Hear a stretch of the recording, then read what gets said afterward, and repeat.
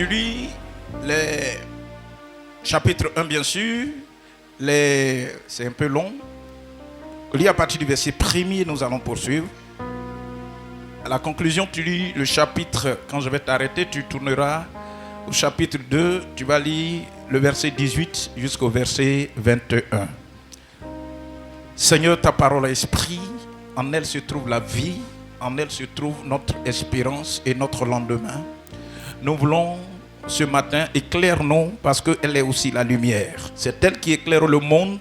C'est qu'elle qui fait fuir les ténèbres. Ce matin, éclaire nos vies, éclaire notre âme, notre esprit, nos cœurs, afin que ta lumière, qui est plus que la lumière de CIE, qui est plus que la lumière que le soleil nous donne, puisse illuminer nos vies et que le changement que tu attends de nous, nous puissions l'expérimenter d'une manière ou d'une autre. Au nom de Jésus-Christ, dis Amen avec moi.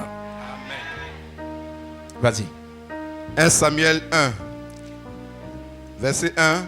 Il y avait un homme de Ramathaïm Sophim, de la montagne d'Éphraïm, nommé Elkana, fils de Jéroam, fils de Élu, fils de Tohu, fils de Tut, Éphratien.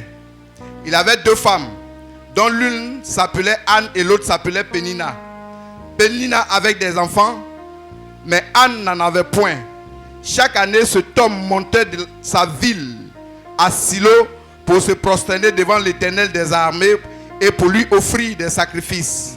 Là se trouvaient les deux fils d'Élie, Ophni et Phiné, sacrificateurs de l'Éternel. Le jour où Elkana offrait son sacrifice, il donnait des portions à Pénina, sa femme, et tous les fils et toutes les filles qu'il avait d'elle.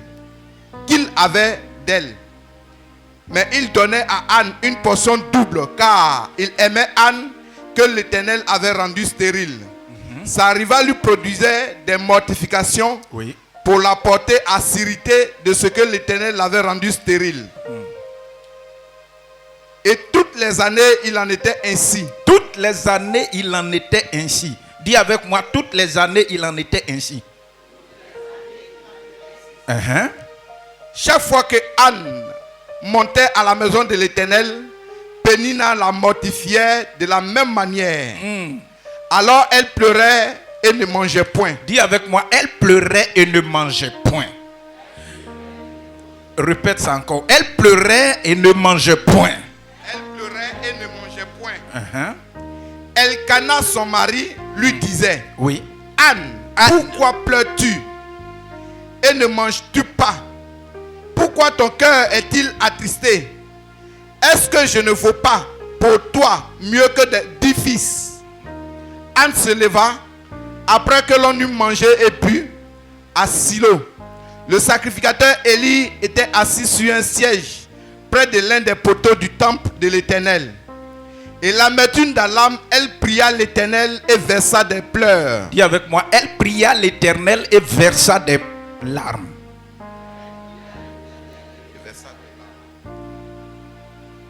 Continue.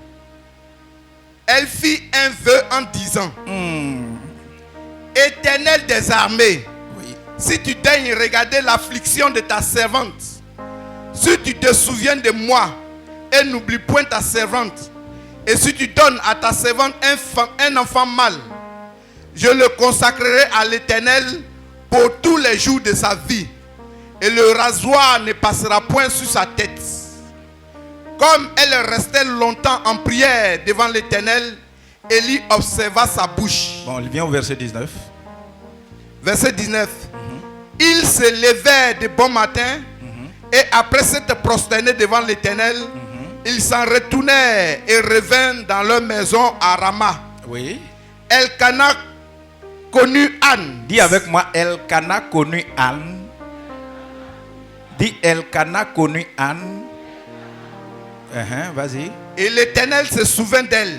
Dis avec moi, l'Éternel se souvint d'elle. Je suis venu te dire que Dieu va se souvenir de toi en cette année 2022. Si tu dis Amen fort, cette parole prend forme. Dieu va se souvenir de toi. Dieu va se souvenir de toi. celui pour qui j'ai tout abandonné et celui que je sers, le Dieu sacré des Hébreux, va se souvenir de toi. Va te souvenir de toi. Il va se souvenir de toi. Alléluia. Continue. Dans le cours de l'année, Anne devint enceinte. Maya Santa Brocontolobo Kintama. Mets la main sur ton ventre comme ça. Oh. Dis mon Samuel arrive. Dis mon Samuel arrive. Dis mon Samuel arrive. Dis mon Samuel arrive. Mon Samuel arrive. Tout le monde ne donne pas naissance à Samuel. Et Samuel n'arrive pas au moment où tout le monde l'attend. Continue. Et elle enfanta un fils qu'elle nomma Samuel, car dit-elle, je l'ai demandé à l'Éternel. Verset 21. Son mari Elkana monta ensuite avec toute sa maison pour offrir à l'Éternel le sacrifice annuel. Oui. Et pour accomplir son vœu. Et pour accomplir son vœu. Mais Anne ne monta point et elle dit à son mari, lorsque l'enfant sera sévré. Tu dis à quel verset? Verset 22. Verset 22. Non. Je t'ai dit de lire le verset 18. Chapitre 2, verset 18. Voilà. Samuel faisait le service devant l'Éternel. Oui. Et cet enfant était revêtu d'un éphod de lin. Sa mère lui faisait chaque année une petite robe. Et la lui apportait en montant avec son mari pour offrir le sacrifice annuel. Élie bénit Elkana et sa femme en disant. Élie bénit Elkana, sa femme, en disant. Que l'Éternel te fasse avoir des enfants enceintes de cette femme. Que l'Éternel te fasse avoir des enfants de cette femme pour remplacer celui qu'elle a prêté à l'Éternel. Et ils s'en retournèrent chez eux. Voilà. Allons-y, le dernier verset. Lorsque l'Éternel eut visité Anne. Lorsque l'Éternel, nous avons déjà Samuel, c'est ça non? Toi et moi on a Samuel, n'est-ce pas? Anne a Samuel, n'est-ce pas? Elkana a Samuel, n'est-ce pas? Voilà. Elle devait enceinte. Elle devait encore enceinte. Après Samuel, elle devait encore enceinte. Vas-y. Et elle enfanta 3 fils et 2 filles. Et elle enfanta 3 fils et 2 filles. Acclame le Seigneur.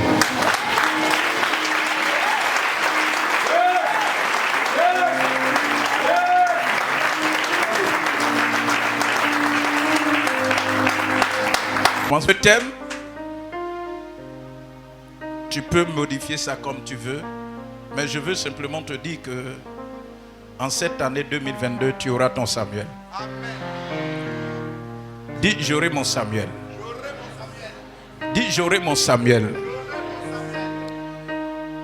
Le Samuel dont il est question ici, c'est vrai que nous avons pris l'histoire de Anne, nous avons pris l'histoire de Pélina, nous avons pris l'histoire de Elkana, mais en réalité, au-delà de cette histoire, il faut que tu voies ta propre vie. Et le Samuel dont il est question ici, conformément à ce que Dieu a dit à la femme et à l'homme dans le jardin d'Éden, c'est que quand les deux sont ensemble, il y a le mystère de la multiplication, il y a le mystère de la fécondité que Dieu a libéré sur Adam et Ève. Alléluia. Donc donner un enfant fait partie de l'accomplissement de la promesse de Dieu dans la vie d'un couple. Avoir un enfant est l'accomplissement de la promesse de Dieu libérée sur la vie d'une femme depuis le jardin d'Éden. Alléluia. Et Samuel peut être l'image de Canaan que Dieu aussi a promis à son peuple lorsqu'ils étaient en Égypte. Ça va?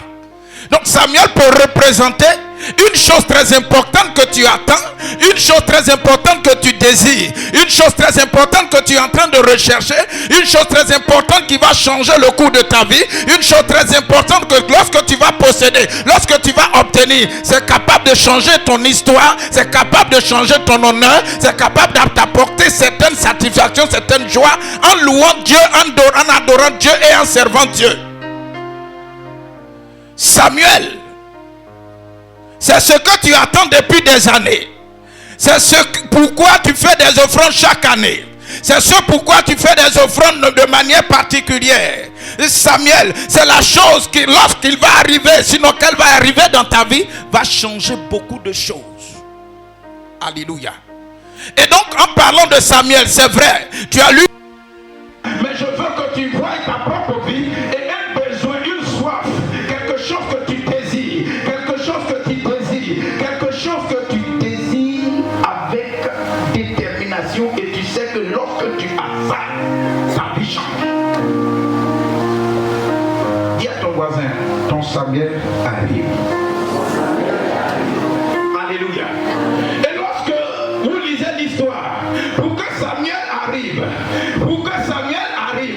la Bible mentionne que notre sœur Anne était stérile. Ça, c'est selon les hommes, parce que la parole de Dieu dit que dans sa maison il n'aura jamais de stérilité. Donc Dieu permet cette situation pour faire éclater sa gloire. Donc l'arrivée de Samuel va faire éclater la gloire de Dieu sur toi. Dis amen. Dis amen. Le premier point que je veux que tu saches, bien aimé, pour que tu aies un Samuel, il faut être un adorateur de Dieu. Il faut être un adorateur. Celui qui adore, celle qui adore Dieu. Parce que quand vous lisez à partir du verset 3, la Bible dit, chaque année, Elkana, chaque année, Anne montait devant la face de Dieu à Silo, et ce qu'ils faisaient, c'était d'adorer. Non seulement ils adoraient Dieu, mais ils apportaient des offrandes à l'Éternel. Une des choses que vous devez comprendre, et j'ai l'habitude de dire pour ceux qui m'écoutent souvent, c'est que tu ne peux pas dire que tu es un adorateur de Dieu. Tu ne peux pas dire que tu es en train d'adorer la divinité, une divinité quelconque, sans que tu accompagnes ton adoration avec une offrande. Retenez ça bien. On ne peut pas adorer une divinité sans lui apporter des offrandes. Ça va? Tu ne peux pas dire que tu es un adorateur de Dieu. Tu ne peux pas dire que moi je sers Dieu. Et puis tu n'apportes pas des offrandes à Dieu. Donc pour que Samuel naisse, bien aimé, il faut que tu sois un vrai adorateur. Tu l'adores, non seulement en esprit, tu peux venir te coucher ici et puis adorer Dieu. Ça veut dire que dis tout ce qu'il est pour toi, tout ce qu'il peut faire pour toi, chanter des cantiques, libérer des paroles. Mais quand tu finis de faire ça, il faut laisser une offrande sur l'autel du Seigneur pour que la prière que tu as faite aille jusqu'aux oreilles de l'Éternel, pour que tu trouves son accomplissement. Et le rôle que le chrétien commet, c'est qu'il ne sait pas que l'adoration, le service de Dieu est accompagné d'offrandes. Plusieurs eux-mêmes se sont retardés parce que certainement l'ignorance, comme j'ai l'habitude de l'ignorance, peut être une montagne pour toi. Si tu n'es pas arrivé, si tu vois la montagne que tu as peur de ça, ou bien tu ne veux pas affronter, tu vas rester au pied de la montagne, alors que la bénédiction que Dieu a préparée se trouve au sommet. Et plusieurs chrétiens se mettent au bas de la montagne et ils ne cherchent pas à atteindre le sommet, parce que pour eux, apporter une offrande à Dieu n'a pas de sens. Apporter une offrande à Dieu, ils ne comprennent pas. Apporter une offrande à Dieu, ils sont dans l'ignorance. Non, apporter une offrande à Dieu accompagne notre adoration. Tu ne peux pas adorer sans offrande.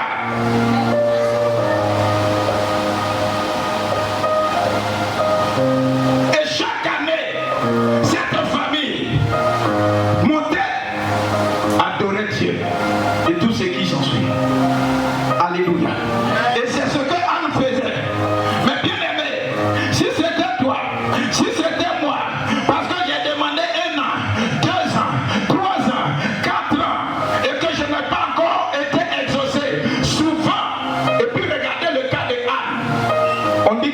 la rivale l'insultait, la mortifiait. C'est ça, non? Il y a certaines situations que Dieu permet dans ta vie. Si tu ne fais pas attention, les gens vont parler de toi. Les gens vont te regarder, même ceux qui t'aiment, ils vont mal parler de toi. Si tu te laisses emporter par le découragement, tu n'auras pas Samuel.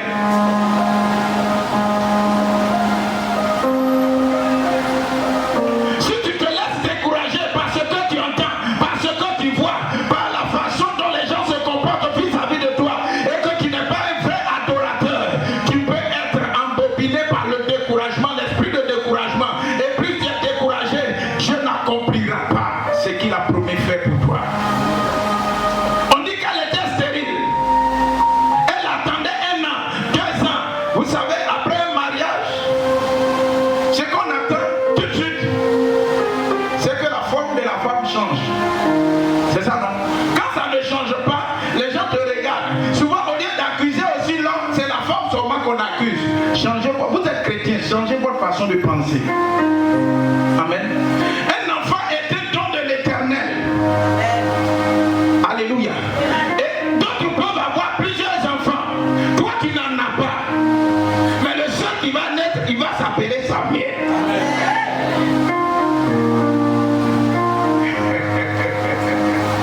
Il va s'appeler Samuel. Samuel veut dire quoi? Samuel veut dire quoi? Je l'ai demandé à l'Éternel. Donc simplement pour t'aider, Dieu m'a exaucé. Quand je dis ton Samuel arrive, ça veut dire que ton exaucement est tout proche. Quand je dis ton Samuel n'est pas loin, ça veut dire que l'exaucement est tout proche. Si tu crois, dis amen. Si tu crois, dis amen. On ne peut pas adorer Dieu si on n'est pas persévérant. On ne peut pas adorer Dieu si on n'est pas persévérant. Parce que souvent, on croit que c'est à 18 heures que Dieu va nous exaucer. Non. Le temps de l'exaucement ne vient pas de nous. Nous, ce que Dieu nous demande, c'est de rester dans sa présence, de l'adorer, de lui apporter des offrandes. Les gens vont nous insulter. Les gens vont se moquer de nous. Les gens vont nous traiter de tout. Mais ce que Dieu attend de nous, c'est que nous restons toujours scottés à lui, en train d'adorer, en train de louer, en train de célébrer, en train de l'exalter. Et puis vous avez vu tout à l'heure, j'ai dit danser. Ce n'est pas parce que tu as déjà vu Samuel, mais tu crois que Samuel viendra. Donc tu peux danser, tu peux sauter, tu peux louer Dieu, parce que tu as foi que le Dieu d'Abraham ne ment pas.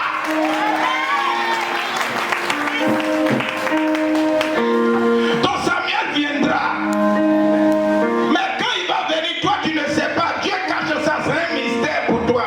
Mais je suis venu te dire ce que la bouche de Dieu a dit, selon laquelle tu ne resteras pas stérile.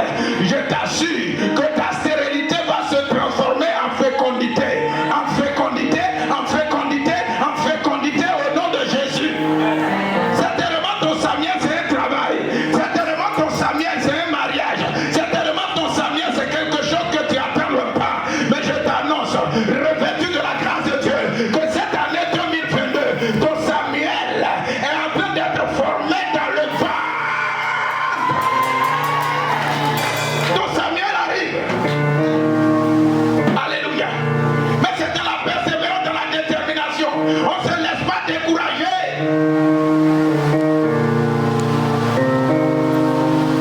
Alléluia. Deuxième point. La stérilité sera transformée en fécondité. Alléluia. Quand on parle de stérilité, et d'ailleurs, le mardi, nous étions ici. Amen. Le mardi prochain, c'est le thème sur lequel on va prier ici. Amen.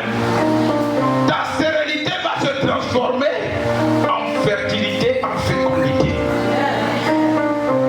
Pourquoi? Parce que Dieu n'a pas créé l'homme pour le déposer dans une terre aride.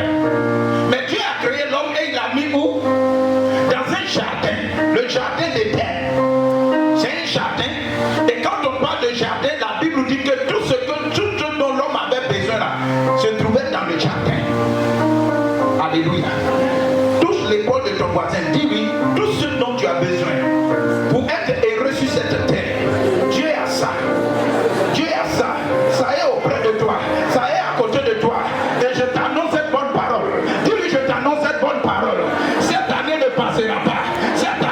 passera pas. 2022 ne passera pas. L'Éternel se souviendra de toi.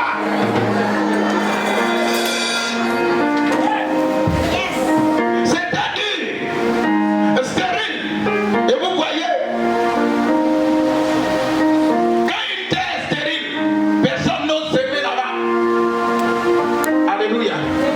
Suivez l'exemple de Lot et puis Abraham. Il devait faire un choix. Lot a choisi où il y avait la verdure. Mais Abraham, vous savez, chacun d'entre nous ici a son problème. Chacun d'entre nous ici a son intimité avec Dieu. Chacun d'entre nous a sa relation avec Dieu. Comme ton empreinte, chacun d'entre nous a son identité devant Dieu. Abraham, Dieu lui a parlé, Lot n'était pas là. Il a dit à Lot, accompagne-moi, allons-y, je m'en vais à l'aventure, accompagne-moi. Lot est parti. Il était arrivé que les deux se séparent et fassent un choix. Lot choisit là où tout le monde veut aller. Alléluia. Mais Abraham est parti dans un coin où en réalité, Dieu lui dit, laisse ça. Dis avec moi, laisse ça. Abraham est parti. Mais en conclusion, Dieu a béni Abraham. Il a béni. Et il a béni. Bien-aimé, aujourd'hui, ce que tu es en train de vivre, ce que tu es en train de traverser, c'est dur. Humainement parlant, c'est dur. Mais c'est un test que Dieu est en train de te faire voir. C'est un test.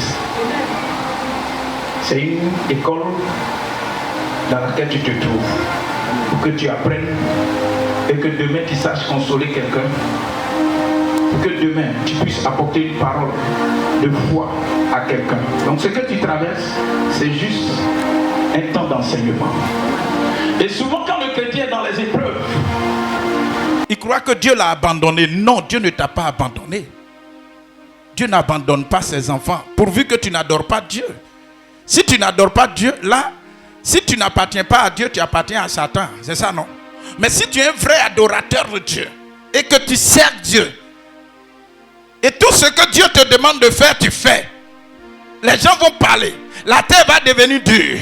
Tu vas avoir l'impression qu'autour de toi, tout est bloqué. Mais quand l'heure de Dieu va sonner,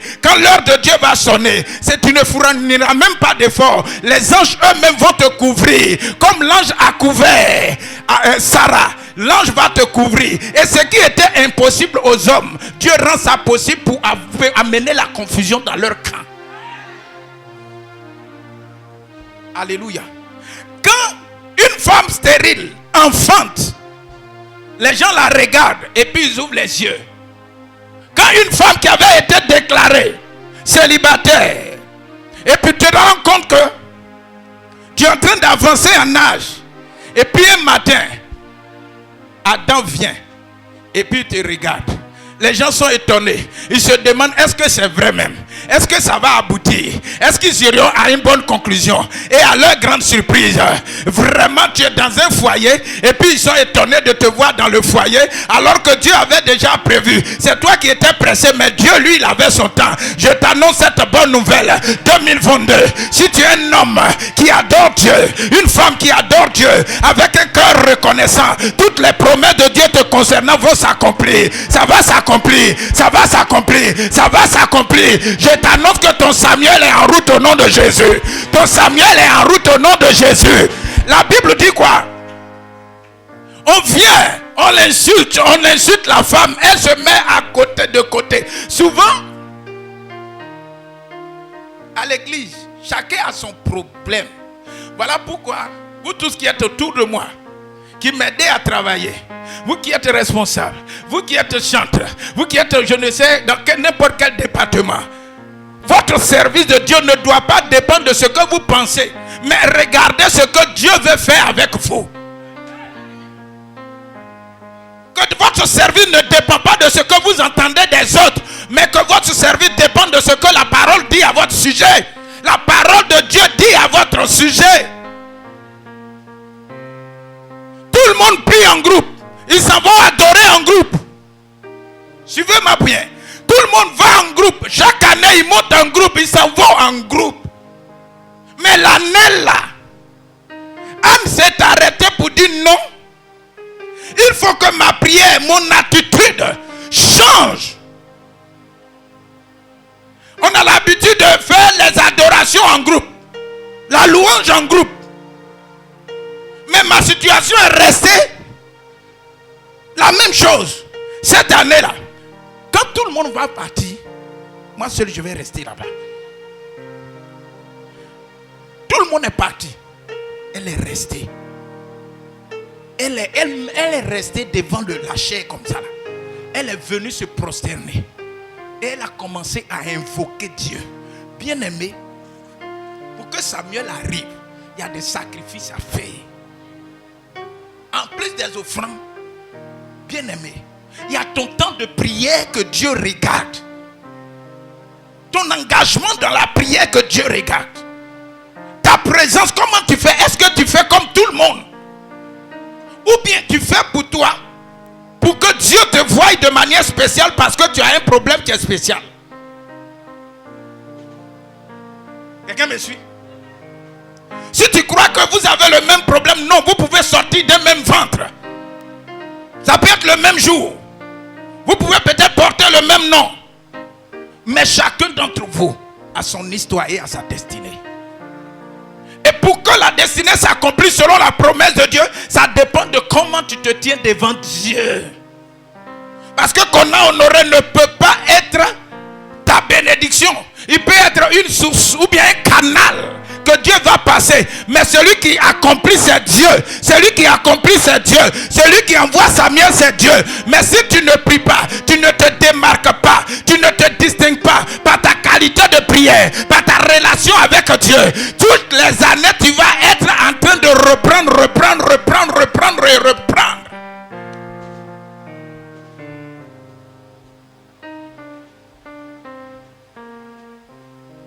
Allez. Mais si tu veux que ça change, toi aussi change ta façon de prier, ta façon d'adorer, ta façon de t'approcher. Il y a la prière en groupe, on vient dimanche, on écoute la parole de Dieu. Mais à un certain moment, tu dis, pasteur, vraiment, dans ma vie, voici un problème clé. Pardon, ça me fatigue, aide-moi. Ça va? La Bible n'a pas dit que Élie a parlé sur la vie de tout le monde. Mais quand Élie a vu Anne prier, il a dit, il y a quoi? Tu es saoulé ou bien? Vous voyez, quand tu souffres là, quelqu'un peut te donner un autre nom. Hein? C'est ça, non? Quand tu es dans la souffrance là, quelqu'un peut te donner un autre nom. Elle dit non. C'est l'amertume. Dis avec moi l'amertume. L'état de mon cœur qui fait que je suis en train de couler des larmes. Ce que je subis à la maison là, c'est ça qui fait que je suis en train de couler des larmes. Ce que mes oreilles entendent, ce que mes yeux voient, c'est ça qui fait que je coule les larmes. On peut être à l'église. J'ai l'habitude de dire souvent, quand vous lisez la Bible, mettez-vous à la place des acteurs ou bien des personnages. Mets-toi à la place de Anne. Il faut te mettre à la place de Anne. Tu es marié. Ou bien tu es à l'église. Tu sers Dieu normalement. Et puis tu attends, 1 an passe. 2 ans passent. Alors que tu vois les hommes, les autres femmes, les autres sont élevés. D'autres disent, ils viennent rendre témoignage. Je suis admis à tel concours. J'ai été promu à temps. Oui, je suis devenu comme ci. Je suis devenu comme ça. Au fur et à mesure. Et puis toi, tu es là. Les années passent. Les années passent. Mettez-vous à la place de Anne. Il y a des gens, quand ils entendent ces genres de paroles, ils abandonnent Dieu. Et puis ils disent, je vais chercher une autre solution. Ça va? Alors que l'autre solution que tu vas aller chercher là, ce n'est pas la voix de Dieu. Anne, elle est restée toujours attachée à Dieu, en train de servir Dieu, en train d'adorer Dieu, en train de lui apporter des offrandes. Et quand le temps est arrivé, dis avec moi, quand le temps est arrivé, Dieu a parlé. Je vous ai toujours dit qu'avant que la prophétie s'accomplisse, il faut que tu l'entendes. Le sacrificateur va voir Anne et dit, l'année prochaine, à la même heure, tu vas embrasser un enfant. Alléluia. Alléluia. Et elle est partie. La Bible nous dit, Elkana connut. Aïe. Elkana connut Anne. Et puis elle devint. Dans le courant de l'année, elle a pris une grossesse. Alléluia. Quelqu'un me suit? Dans le courant de l'année 2022. Si tu demeures dans la présence de Dieu, que tu cherches de tout ton cœur, dans le courant de l'année, ta vie va changer. Ta forme va changer. Ta façon de marcher va changer. Ta façon de t'asseoir va changer. Ta façon de louer Dieu va changer. Parce que la Bible dit, lorsque Anne a vu qu'elle était visitée par Dieu, elle avait un enfant dans son sein. Elle avait un enfant dans son ventre. Quand elle a su ça, aïe. Mettez-vous à la place de Anne. Il y a un temps pour pleurer, mais il y a un temps pour se réjouir. Les années passées, tu as pleuré, mais 2022, il aura un temps que Dieu va te donner de te réjouir, de te réjouir, de te réjouir, de te réjouir. Ce n'est pas tous les jours on pleure, mais il y a un temps on saute de joie. Et 2022, Dieu a préparé une saison pour toi. Une saison de louange, une saison où tu vas accoucher Samuel. Alléluia. Alléluia. Est-ce qu'il y a des ânes dans ces lieux? Est-ce qu'il y a des ânes dans ces lieux? Est-ce que tu as un grand projet, tu veux que Dieu réalise? Est-ce que tu as un grand défi, tu veux que Dieu réalise? Est-ce que tu as un grand défi au devant de toi? Est-ce que tu es humilié quelque part? Est-ce qu'on te rejette quelque part? Est-ce que tu as perdu ton honneur quelque part? Est-ce que tu as perdu ta dignité quelque part? Je t'annonce cette bonne nouvelle selon laquelle, de la même manière, Dieu a visité Anne au moment venu. 2022, c'est ton année où Dieu a décidé de te visiter. Les choses qui étaient stériles, Dieu va les rendre fécondes. Dieu va les rendre fécondes. Là où ça tu as échoué hier, la réussite est avec toi aujourd'hui au nom de Jésus-Christ de Nazareth. Est-ce que tu peux dire amen bien? Alléluia. Regardez. Pélina regarde. Anne est là. Et puis Elkana est là. Les enfants de Pélina sont là. Et puis ils voient la forme de Anne. Alléluia. 1. Les injures, stop. Le rejet, stop. La marginalisation, stop. Les moqueries, stop. Elle marche maintenant la tête haute. Parce que l'Éternel Dieu l'a visitée. Dieu s'est souvenu d'elle. Je t'annonce, Dieu va se souvenir de toi, ma fille. Dieu va se souvenir de toi. Il va se souvenir de toi. Il va se souvenir de toi, frère. Il va se souvenir de toi. Laisse-les courir. Ce n'est pas le départ qui compte. On ne récompense jamais dès le départ. Mais c'est à la fin. Et tout le monde ne donne pas naissance à Samuel. Tu peux avoir des enfants. Pélina a des enfants. Mais Anne n'en avait pas. Mais le jour où Dieu a décidé de lui donner un enfant, c'est un Samuel. On l'appelle exaucé. Celle que Dieu a exaucée. Alléluia. Alléluia. Et son exaucement a dépassé les frontières de Rama, de Silo. C'est arrivé jusqu'ici. Jusqu'à Béthanie et Bénézère. Tu vas mettre au monde un Samuel. Tu mettras au monde un Samuel.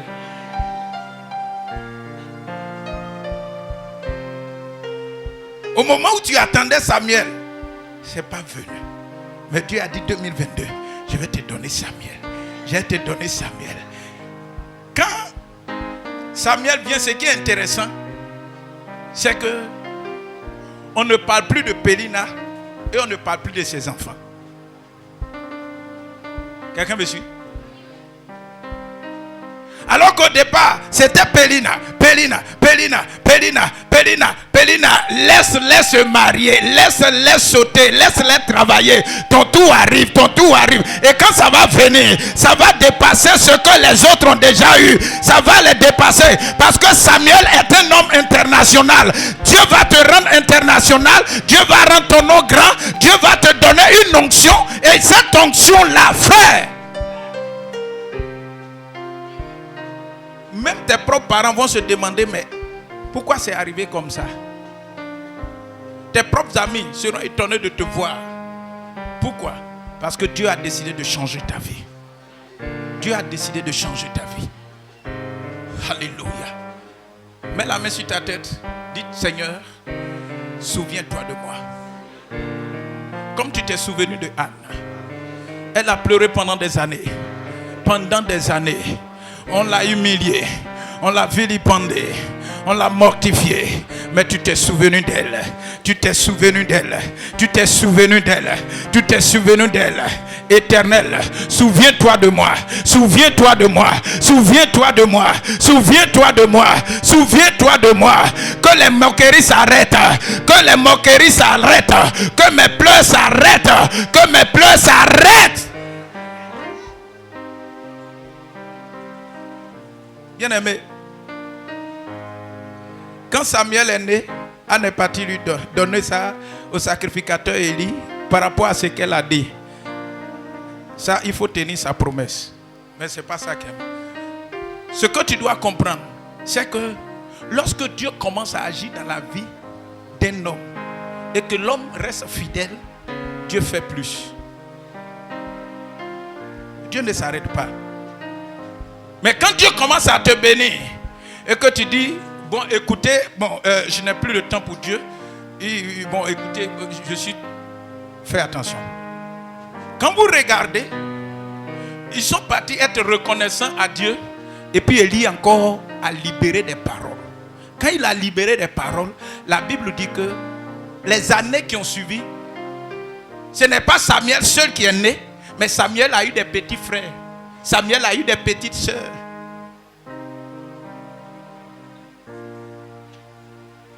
Samuel a eu des petits frères. Samuel a eu des petites sœurs. Je t'annonce que lorsque Dieu va te visiter, non seulement ce que tu attends, Dieu va te donner, mais il aura Guassou pour accompagner. Il aura Guassou pour accompagner. Ça ne sera pas un enfant, mais ça sera plusieurs enfants que Dieu va te donner. Ça ne sera pas un travail. Voilà pourquoi je vous dis, mettez dans votre tête l'esprit d'entrepreneuriat. Parce que quand Dieu va commencer, on va vous solliciter à gauche, on va vous solliciter à droite, on va vous solliciter à gauche, on va lui solliciter à droite. Tu peux même dépasser les frontières de la Côte d'Ivoire. Parce que l'Éternel a décidé de donner, en plus de Samuel, plusieurs autres choses. On appelle ça le Guassou de Dieu. Pour que ceux qui ont parlé hier se taisent à jamais.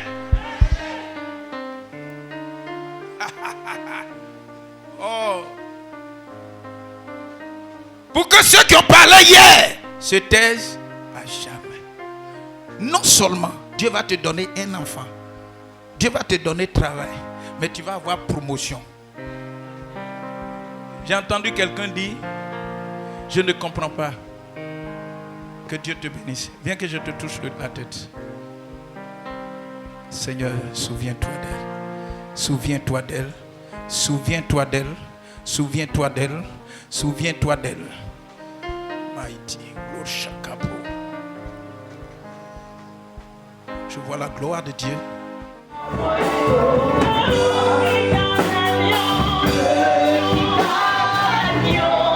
Lève la main droite. Jésus-Christ, je déclare dans le courant de cette année, maintenant même, aujourd'hui même, j'appelle Samuel, j'appelle Samuel, j'appelle Samuel, j'appelle Samuel,